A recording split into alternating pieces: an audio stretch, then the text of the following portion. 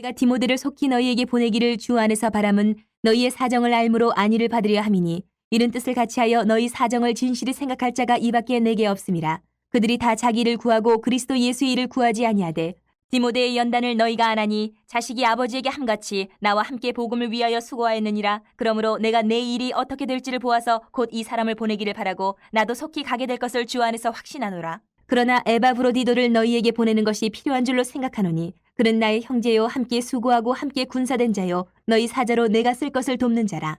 그가 너희 무리를 간절히 사모하고 자기가 병든 것을 너희가 들은 줄을 알고 심히 근심한지라. 그가 병들어 죽게 되었으나 하나님이 그를 긍휼히 여기셨고 그뿐 아니라 또 나를 긍휼히 여기사 내 근심 위에 근심을 면하게 하셨느니라. 그러므로 내가 더욱 급히 그를 보낸 것은 너희로 그를 다시 보고 기뻐하게 하며 내 근심도 덜려 함이니라. 이러므로 너희가 주 안에서 모든 기쁨으로 그를 영접하고 또 이와 같은 자들을 존귀히 여기라. 그가 그리스도의 일을 위하여 죽기에 이르러도 자기 목숨을 돌보지 아니한 것은 나를 섬기는 너희 일의 부족함을 채우려 함이니라. 빌립보서를 우리가 수요일마다 읽고 묵상하고 있는데 이 빌립보서를 계속 우리가 읽으면서 우리에게 위로를 주는 것은 바울, 빌립보 교회, 그리고 디모데, 에바브로 이들의 관계를 보면서 참 멋진 관계다. 오늘 제목처럼 착한 관계다. 참 아름답다라는 그런 느낌이 계속 들어요. 부럽기도 하고 목회자 입장에서. 사실 이 세상을 살면서 아름다운 관계의 사람들이 내 주변에, 우리 주변에 있으면 우리는 절대로 불행하지가 않습니다. 만약에 불행하다면 그런 사람들에게는 이런 아름다운 관계, 착한 관계가 없어서 불행한 거라는 거죠. 너와 내 관계 속에서 서로 믿는, 서로 사랑하는 관계. 또 어떤 상황에서도 나 중심이 아니고 너를 중심으로 생각하는 그런 관계.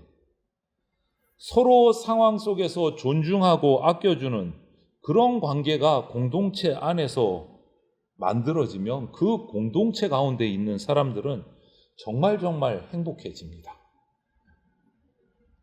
이것이 예수님이 교회를 세우신 목적이기도 해요.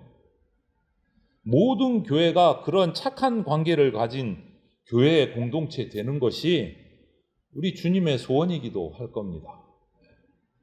오늘 그 관계가 어떤 관계인지를 오늘 본문에서 우리가 한번 살피면서 내 주변에 또 우리 교회 또 이렇게 되기를 우리가 기도하는 시간이 되면 좋겠습니다.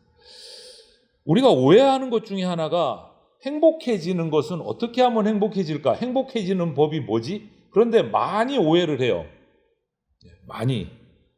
왜? 세상의 가치관이 우리 가운데 그냥 딱 물들어 있어서 성도이지만 행복한 법 그러면 그쪽 세상의 가치관의 법을 생각해요. 그게 뭡니까?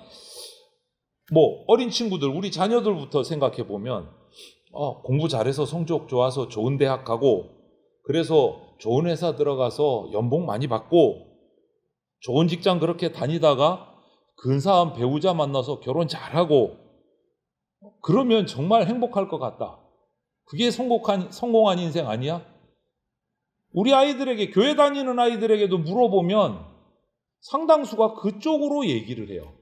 그것이 행복하다. 근데 그게 아니잖아요, 여러분. 그게 진짜 행복이 아니잖아요. 물론 거기에도 잠깐의 기쁨은 있습니다. 유한한 행복이다라는 거예요. 잠깐의 기쁨이에요. 잠깐의 기쁨. 지속적인 기쁨, 지속적인 행복은 거기서 나오지 않아요.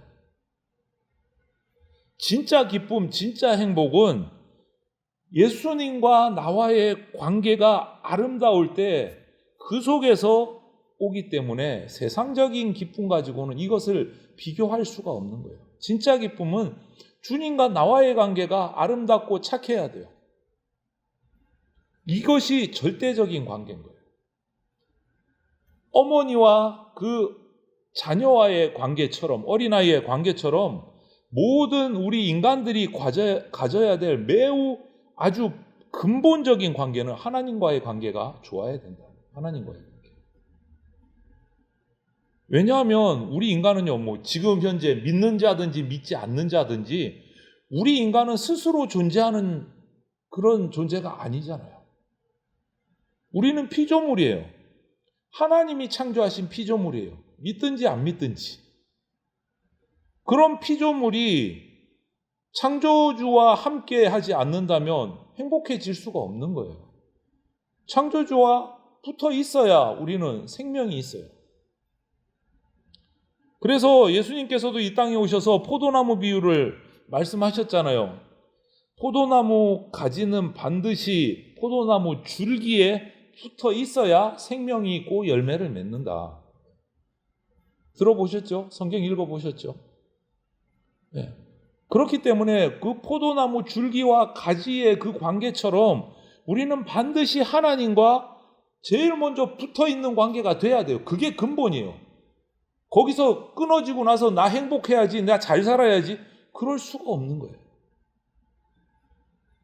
최우선의 관계, 하나님과 나와의 관계. 거기서 안전한 행복이 오는 거예요. 안전한 행복. 그러므로 뭐 좀 과격하게 틀린 말은 아닙니다. 단호하게 말하면 하나님과의 나와의 관계는 무조건 좋아야 돼요.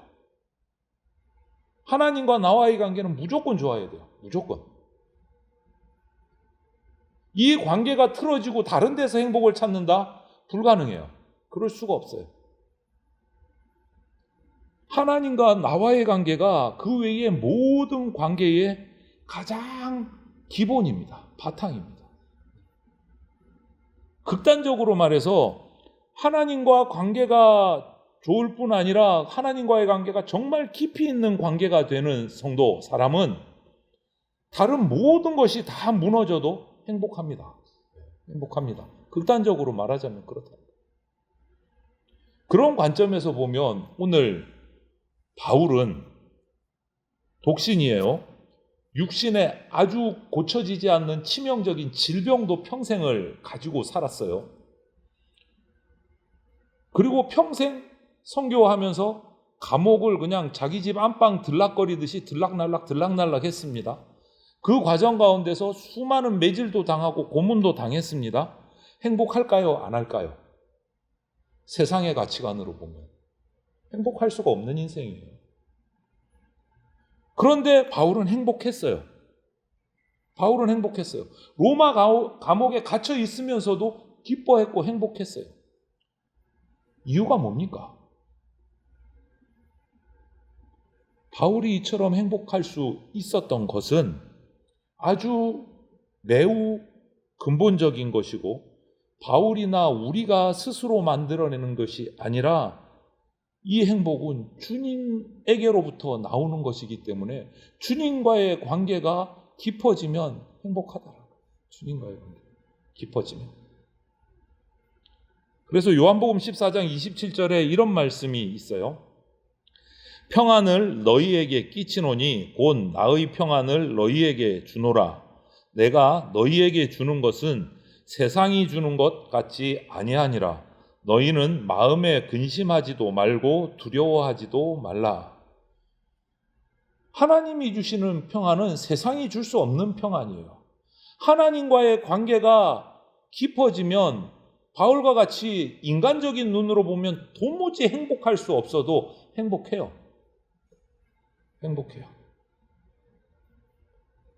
오늘 우리 문제는요, 교회나 개인의 문제는 주님과 행복하지 못한 관계 때문에 오는 문제예요. 내게 문제가 있다면, 우리 교회에 문제가 생긴다면 그것은 주님과의 관계가 아직 원활하지 못하기 때문에 오는 문제예요. 말을 바꾸면 내 삶의 중심에 아직 주님이 주인 되지 못하셨다라는 거예요. 언제나 말은 그렇게 합니다. 주님이라고 부르고 가장 소중한 것이 내 주님이라고 말로는 입술로는 동의하지만 실제로 내 삶에서 영향을 받는 것은 세상, 내가 만난 어떤 다른 상황들, 그게 먼저이기 때문에 이런 결과들이 올 수밖에 없는 거예요. 말과 내 속이 다르기 때문에. 그것은 우리 신앙이 아직까지 미성숙한 부분이 많이 있다. 온전하지 못한 주님과의 관계가 됐다라는 거예요. 그렇기 때문에 진정한 행복과 기쁨을 우리가 누리려면 그 어떤 다른 어디에서 뭐 찾는 것보다 하나님께로 나아가는, 하나님과 가까워지는 삶을 살려고 발버둥을 쳐야 돼요. 하나님이 우리 인생의 중심이 돼야 돼요. 중심이 돼요. 그것이 아름다운 관계고 진짜 행복한 관계고 착한 관계. 바울은 그 행복을 가지고 있었던 인물이에요. 그 행복.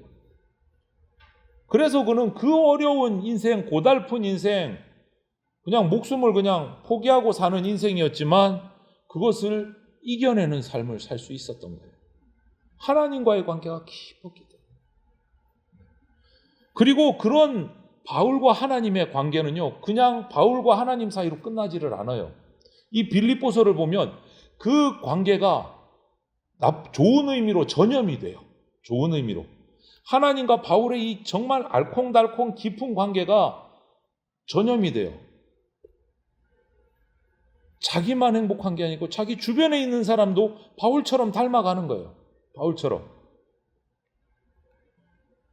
바울이 더 행복했던 이유가 뭡니까? 빌립보서를 보면 자기처럼 주님을 사랑하고 주님 때문에 행복한 사람들이 자꾸 옆에서 한 명, 두 명 생기니까 더 기쁜 거예요.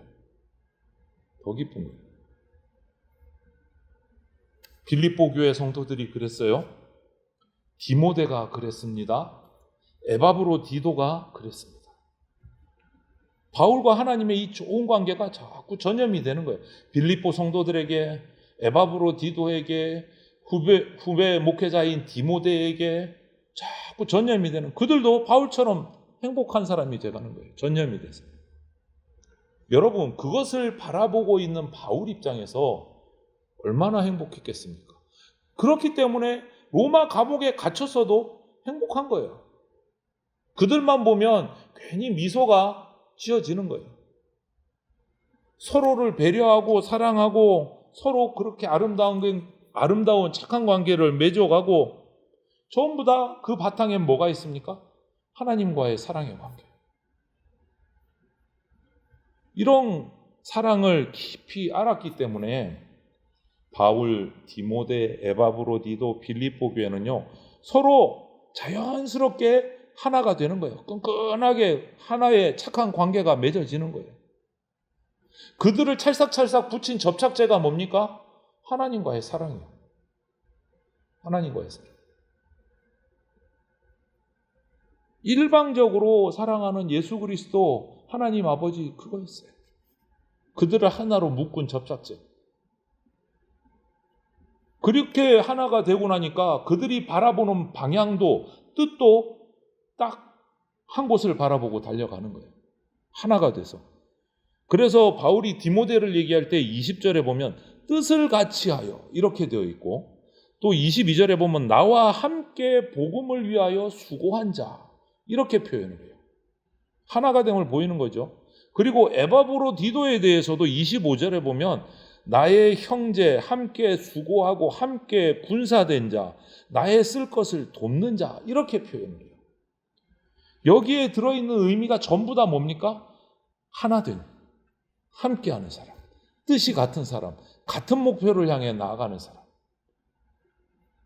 일체감을 보여요. 어떤 일체감? 바울, 디모데, 에바브로디도, 빌립보 교회가 하나가 돼서 정말 착한 관계, 아름다운 관계가 된 게 보이는 거예요. 바울이 예수님을 너무너무 사랑하는데 디모데도 예수님을 너무너무 사랑해요. 그 디모데를 보는 바울은 얼마나 기뻤을까요? 얼마나 행복했을까요? 그렇게 빌립보 교회도 보게 되고 에바브로도 그렇고 자신들이 사랑하는 예수님을 사랑하는 사람들 때문에 더 행복한 거예요. 지금 자기 육신은 로마 감옥 속에 갇혀 있죠. 그들이 이렇게 하나 될 수, 연합될 수 있었던 이유는 바로 예수 그리스도의 사랑, 하나님의 사랑으로 그 관계가 맺어졌기 때문에 그래요. 여러분, 하나님과의 관계는 예수 그리스도의 사랑의 관계는요, 전염됩니다. 전염됩니다. 기분 좋은 전염이에요. 행복한 전염. 그런데 요즘에 한국교회, 한국 성도들은 그렇지 못한 게 많아서 마음이 아파요. 저 사람 교회 다니는데 저래. 그냥 막 앞이 깜깜해져요. 그런 말 가끔 이렇게 뉴스나 어디 나올 때마다. 교회 다니는 사람이 저러는데 이게 뭐예요? 나쁜 전염이 되는, 나쁜 전염이. 바울과 같은 관계가 보여져야 와, 나도 한번 가보고 싶다. 초대교회에 일어났던 일처럼. 나도 저런 모습으로 살고 싶은데? 이런 마음이 전염이 되는데 안 좋은 전염이 되고 있어요. 안 좋은 전염. 우리가 하나님과의 관계를 깊이 맺지 못하기 때문에. 여러분, 사랑의 공동체, 이런 바울과 빌립보 교회와 에바브로디도 디모데와 같은 이 하나됨의 사랑의 공동체를 이루려면 주님을 죽도록 사랑해야 돼요. 나의 주님을 나처럼 사랑하는 사람을 만날 때 하나가 되고 그 행복은 그냥 엄청나게 폭발하는 거예요. 전염이 되는 거예요. 바울이 에바브로디도를 또 30절에 이렇게 얘기합니다. 그가 그리스도의 일을 위하여 죽기에 이르러도 자기 목숨을 돌보지 아니한 것, 이렇게 표현을 해요. 죽기까지 자신의 사명을 충성스럽게 행하는 그 모습, 얼마나 사랑스럽고 얼마나 기쁘고 그런 마음이 들겠어요. 그러니까 상대방을 향해서 배려가 자연스럽게 흘러나오는 거예요. 그가 죽기까지 바울을 돕고 바울의 사역을 옥바라지를 하러 와서 충성을 다하는 모습을 보고 그를 보낸 빌립보 교회도 사랑스럽고 감사하고 그것을 와서 감당하는 에바브로디도도 감사하고, 그런데 몸이 너무너무 아프니까 그를 또 돌려보내는 거예요. 자기는 또 힘들지만 돕는 사람이 있어야 됨에도 불구하고 다시 돌려보내서 건강을 되찾게 하고 걱정 근심을 끊게 하고 서로가 서로를 배려하고 서로가 서로를 섬기는 모습이 여기서 나오는 거예요. 이것이 착한 관계, 아름다운 관계예요. 28절에 내가 더욱 급히 그를 보낸 것은 너희로 그를 다시 보고 기뻐하게 하며 내 근심도 덜려 함이니라. 서로 배려해 주는 모습이에요. 서로 배려해 주는 모습. 서로의 걱정한다 그러니까 그 걱정을 없애주려고 막 배려해 주는 모습. 정말 근사하지 않습니까? 이런 모습이. 하지만 우리가 살핀 바울, 디모데, 에바브로디도 빌립보 교회의 이 관계의 깊이에는요, 철저하게 예수 그리스도가 있다. 이것을 우리는 잊으면 안 돼요. 사람이 좋아서 이렇게 하나 되는 게 아니다. 그들의 뿌리는 하나예요. 예수 그리스도에게 뿌리박고 있어요. 이들은 예수님과 깊고 아름다운 관계를 믿고 맺고 있었고 예수님에 대한 사랑으로 정말 착한 관계, 아름다운 관계를 맺은 사람들이에요. 그런 참다운 사랑 가운데 있는 공동체가 행복한 공동체입니다. 나도 주님을 사랑하고 나처럼 똑같은 마음으로 주님을 사랑하는 사람이 하나 둘 모여서 공동체를 이루면 행복할 수밖에 없는 거예요. 행복할 수밖에. 우리가 사는 이 사회가 경쟁 없는 관계로 살 수는 없죠. 경쟁이 있어요. 어쩔 수 없이 나도 모르게 가끔 서로 경쟁해야 됩니다. 하지만 그것도 서로 배려하는 방법으로 해야 돼요. 그것이 그리스도인의 다른 경쟁의 모습이에요. 이게 무슨 말인지 이해가 되십니까? 경쟁을 하는데 배려하면서 경쟁해라. 언젠가 인터넷에 이런 기사가 올라왔어요. 이게 딱 떠올랐어요. 특수학교, 장애우들이 공부하는 학교에서 체육대회가 있었습니다. 운동회가 열린 거예요. 서로 여러 가지로 불편함이 있으니까 서로 양보하면서 체육대회를 합니다. 몇 개 팀 이렇게 나누어서. 여러분, 운동회의 가장 꽃은 뭐죠? 마지막에 이 계주, 이어달리기 주로 하잖아요. 이어달리기. 이 특수학교에서도 장애우들이 나와서 이어달리기가 시작이 됐어요. 4명의 주자가 나와서 당 소리와 함께 출발을 했습니다. 하다 보니까 1, 2, 3, 4등이 딱 이렇게 앞뒤 늘어져요. 그런데 1등으로 달리던 친구가 이제 그 다음 주자에게 바통을 딱 넘기려는 순간에 바통을 놓쳤어요. 바톤을 놓쳤어요.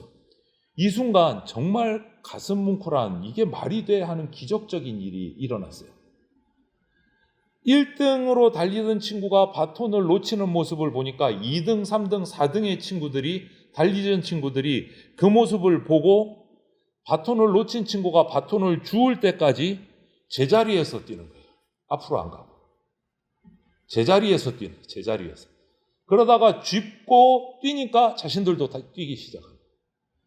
여러분, 이게 경쟁하지만 배려하는 경쟁이에요. 이게 공동체예요. 사랑의 공동체. 착한 관계를 가진 천국의 모습이에요. 이처럼 기다려주는 공동체, 함께 갈 수 있도록 참고 격려해주는 공동체, 바로 이것이 우리 주님이 계획하신 교회의 모습이에요. 우리 교회가 이런 공동체를 이루어야 될 것으로 믿습니다. 우리 대전 장로교회, 또 우리 교회 가운데 있는 모든 지체들이 예수 그리스도 안에서, 예수 그리스도 안에 삶의 뿌리를 내리고 이런 착한 관계로 이루어진 공동체로 성장해 갈 수 있기를 간절히 주님의 이름으로 축원을 드립니다. 아멘.